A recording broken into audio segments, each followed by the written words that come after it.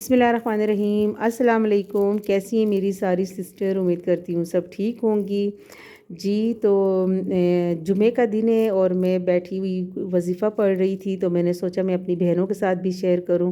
اب اس کا ہرگز یہ مطلب نہیں ہے کہ میں جمعہ کے دن ہی نماز پڑھتی ہوں گی، اور جمعہ کے دن اگر میں کوئی وظیفہ بتاتی ہوں یا کوئی، تو میں جمعہ کے دن ہی نماز پڑھتی ہوں۔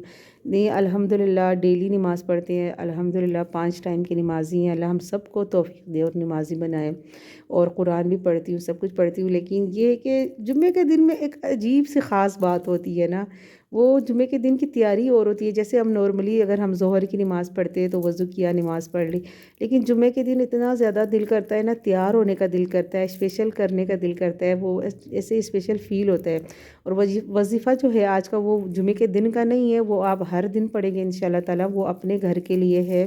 تو انشاءاللہ تعالیٰ اللہ اس وظیفے کے پڑھنے کے بعد آپ دیکھیں گے، آپ کو بہت جلدی اللہ اپنا گھر دے گا انشاءاللہ تعالیٰ، اور یہ میرا یقین ہے کہ اللہ تعالیٰ دے گا۔ ایسا نہیں ہے کہ انسان کہے کہ اچھا میں کر کے دیکھتا ہوں، ہو جائے گا تو ہو جائے گا، نہیں، آپ نے کرنا ہے، آپ نے لگاتار کرتے رہنا ہے، انشاءاللہ تعالیٰ اللہ اپنا بہت جلد اپنا گھر دے گا۔ اچھا، اس کے لیے آپ نے کیا کرنا ہے کہ آپ نے جو ہے نا، ظہر کی 2 وظیفے ہیں آپ کو میں بتا رہی ہوں۔ ظہر کی نماز کے بعد آپ نے 3 مرتبہ آپ نے درود شریف اول، 3 مرتبہ آخر پڑھنا ہے، اور جو ظہر کی نماز یعنی کہ آپ نے پڑھی، پھر 3 مرتبہ آپ نے درود شریف پڑھا اول، اور 3 دفعہ آخر میں آپ پڑھیں گے۔ تو بیچ میں آپ نے پڑھنا ہے یا وہاب، 100 مرتبہ آپ نے پڑھنا ہے، یعنی کہ یہ 100 دانے کی تسبیح ہے، تو آپ یہ 100 مرتبہ پڑھیں گے یا وہاب آپ، یعنی کہ ظہر کی نماز کے بعد ڈیلی پڑھیں گے آپ، یہ اپنے گھر کے لیے ہے۔ تو ڈیلی آپ نے ظہر کی نماز کے بعد پڑھ لیا یا وہاب 100 مرتبہ۔ اچھا، پھر آپ نے جو عصر کی نماز ہوتی ہے نا، عصر کی نماز کے بعد آپ نے پڑھنا ہے یا سمیع۔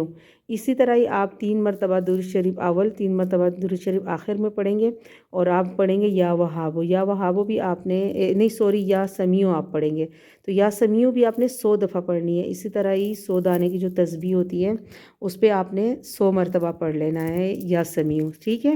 ظہر کی نماز کے بعد آپ پڑھیں گے یا وہاب، عصر کی نماز کے بعد آپ پڑھیں گے یا سمیع۔ تو یہ 2 وظیفے آپ کر کے دیکھیں، انشاءاللہ تعالیٰ ان کی وجہ سے آپ کو اور بھی گھر میں برکت ہوگی، آپ کے ہر کام میں برکت ہوگی، رزق میں برکت ہوگی انشاءاللہ تعالیٰ۔ اور جو دیکھو، قرآن مجید کی ہر آیت بہت زیادہ اچھی ہے، ہر سورت بہت اچھی ہے، پورا قرآن اللہ ہمیں پڑھنے کی توفیق دے۔ پورا قرآن پڑھنا بہت اچھا ہے، جو کہ ہم پڑھتے بھی ہیں۔ میں عصر کے بعد پڑھتی ہوں، یہ سوری یہاں پہ میری ویڈیو بیچ میں کٹ گئی کیونکہ کوئی میسیج آ گیا تھا۔ تو میری ایک آنٹی ہے، تو انہوں نے پڑوس میں ہے، اور انہوں نے مجھے کہا تھا بیٹا آپ عصر کی نماز کے بعد پڑھا کریں، کیونکہ عصر کا ٹائم جو ہے بہت زیادہ اچھا ہوتا ہے، تو اس میں یعنی کہ ضرور آپ تھوڑا سا قرآن پڑھ لیں، یا سورہ یاسین پڑھ لیں، کوئی بھی سورت پڑھ لیں، لیکن آپ ضرور قرآن میں کچھ نہ کچھ پڑھیں۔ تو میں اس کے بعد سے پھر میں عصر کی نماز کے بعد جو ہے نا، میں پڑھتی ہوں اپنا قرآن پاک میں جتنا بھی میں پڑھ لوں، 1 رکوع پڑھ لوں، 2 رکوع پڑھ لوں، لیکن میں پڑھتی ضرور ہوں۔ تو آپ بھی ضرور پڑھیں، اپنے قرآن پاک پڑھیں، اپنے ہر وقت استغفار پڑھا کریں۔ تو یہ سب جو ہے نا، ان کی وجہ سے پھر اللہ گھر میں اس قدر برکت ڈالتا ہے نا، کہ انسان کو خود ہی یقین نہیں ہوتا کہ یہ کہاں سے آ رہا ہے، کہاں سے یہ سب ہو رہا ہے۔ جس کو کہتے ہیں نا غیب سے اللہ دے گا، تو ان سب وظیفوں کی برکت سے اللہ غیب سے دیتا ہے۔ دیکھو، ہم مسلم ہیں، یعنی کہ ہمارا جو یقین ہے وہ سارا قرآن پاک کے اوپر ہے، تو ہم تو قرآن پڑھتے ہی ہیں، لیکن جس طرح یہ وظیفے ہوتے ہیں نا، ان میں یہ ہوتا ہے کہ ایک مقرر ٹائم ہوتا ہے جس میں انسان بیٹھ کے یہ وظیفے پڑھتا ہے۔ اس میں ایک تو ہم فالتو ادھر ادھر کی باتوں سے، فالتو کاموں سے بچ جاتے ہیں، اور پھر ہمارے دماغ میں ہوتا ہے کہ اب ہم نے ظہر کی نماز کے بعد یہ ختم پڑھنا ہے نا، تو ہمیں نماز پڑھنی ضروری ہے، کیونکہ ہم نماز پڑھیں گے، ظاہر ہے ہم ختم پڑھیں گے۔ میں کافی لوگوں کو میں نے سنا ہے، وہ کہتے ہیں اب وضو میں بھی نہیں ہے تو آپ یہ پڑھ سکتے ہیں، لیکن نہیں، ایسا بالکل نہیں ہے، آپ کو نماز پڑھ کے پڑھنا ہے۔ تو اس وجہ سے کیا ہوگا، آپ کی ظہر کی نماز آپ پڑھ لیں گے، کیونکہ آپ نے ظہر کی نماز کے بعد اپنا ختم پڑھنا ہے۔ اسی طرح ہی جو ہوتا ہے عصر کی نماز کے بعد جو آپ نے ختم پڑھنے ہیں، تو اسی وجہ سے آپ ظاہر ہے عصر کی نماز پڑھیں گے کہ نہیں مجھے تو یہ ختم پڑھنا ہے، کیونکہ میرا یہ کام اللہ پورا کرے، اس کے لیے تو میرا ضروری ہے، تو میں پڑھوں گی نماز، تو پھر ہی میں ختم پڑھوں گی، تو نماز پڑھ لیتے ہیں۔ اس طرح سے کیا ہوتا ہے، ہماری نمازیں پوری ہوتی جاتی ہیں، ہماری نمازیں نہیں چھوٹتی۔ تو اسی طرح پھر مغرب کی نماز کے بعد جیسے ہم مسلم ہیں، تو ہمیں یقین تو قرآن پاک کے اوپر ہی ہے، تو ہم یعنی کہ گھر سے جو ہے نا بھوک ختم کرنے کے لیے، جو صاف لفظوں میں بولتے ہیں، گھر سے بھوک ختم کرنے کے لیے یعنی کہ رزق کے اضافے کے لیے ہم سورہ واقعہ پڑھتے ہیں۔ تو سورہ واقعہ پڑھتے ہیں تو ہمیں اب یہ تو نہیں ہے نا کہ ہم ایسے ہی گھر میں بالماز بیٹھے ہوئے اور اٹھ کے سورہ واقعہ پڑھ لیں۔ ظاہر ہے اس کے لیے ہم پہلے وضو کریں گے، نماز پڑھیں گے اپنی مغرب کی، اور اس کے بعد ہم سورہ واقعہ پڑھیں گے۔ اسی طرح ہی عشاء کے بعد جو ہم سورہ ملک پڑھتے ہیں، تو ہم ایسا تو نہیں ہوگا نا کہ ہم بیڈ پہ بیٹھ گئے اور سورہ ملک پڑھ لی۔ ہم نماز پڑھیں گے، ہم نمازی ہوں گے، وضو کریں گے، اس کے بعد ہم سورہ ملک پڑھیں گے۔ تو دیکھیں یہ جو اللہ تعالیٰ نے اگر اس طرح کا جو علم ہمیں قرآن پاک کے ذریعے دیا ہے، تو اس کا کہیں نہ کہیں کوئی نہ کوئی مطلب ہے نا، سوچنے والی بات ہے یہ۔ تو اس وجہ سے پھر ہماری جو ہے نا، اگر ہم اپنے فائدے کا جب سوچتے ہیں نا، کیونکہ ہم جو ہے نا لوگ انسان جو ہیں وہ بڑا مطلبی ہے، تو وہ جب اپنے مطلب کا سوچتا ہے نا، اس وقت ہی اس کو سب یاد آتا ہے کہ ہاں میرا یہ مطلب پورا کرنا ہے نا، تو مجھے یہ کام کرنا پڑے گا۔ تو اس مطلب کے لیے ہی صحیح، لیکن اس میں یہ ہوتا ہے کہ ہماری نمازیں نہیں چھوٹتی، کیونکہ ہماری نمازوں کی ہمیں معافی نہیں ہے۔ ہر بات کی معافی اللہ دے دے گا، لیکن نمازوں کی معافی نہیں ہے۔ تو نمازیں ہمیں پڑھنی ہے، میں بھی کوشش کرتی ہوں کہ نمازیں پڑھوں۔ مجھے میری امی اور خالہ سے ہے یہ عادت، کیونکہ میری امی اور خالہ کو میں نے ساری زندگی دیکھا ہے کہ وہ لوگ چاہے شادیوں میں جائے، جہاں بھی جائے، انہوں نے اپنی نماز نہیں چھوڑنی۔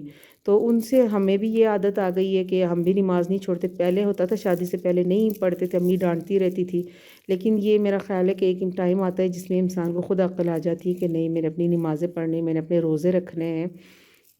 بلکہ آپ پتہ نہیں یقین کریں گے کہ نہیں کریں گے، میں نے میری بیٹیوں کے ٹائم پہ، ہمارے پٹھانوں میں تو نہیں ہوتا، روزے نہیں کھاتے، لیکن میری ساس نے مجھے کہا کہ نہیں تم بیٹیاں ہیں، جیسے چھوٹے بچوں کو فیڈ کرانا ہوتا ہے، تو انہوں نے جب یعنی کہ میرے بچے پیدا ہو رہے تھے، بیٹیاں دونوں کی دفعہ، میں نے تقریباً 3 مہینے روزے کھائے تھے۔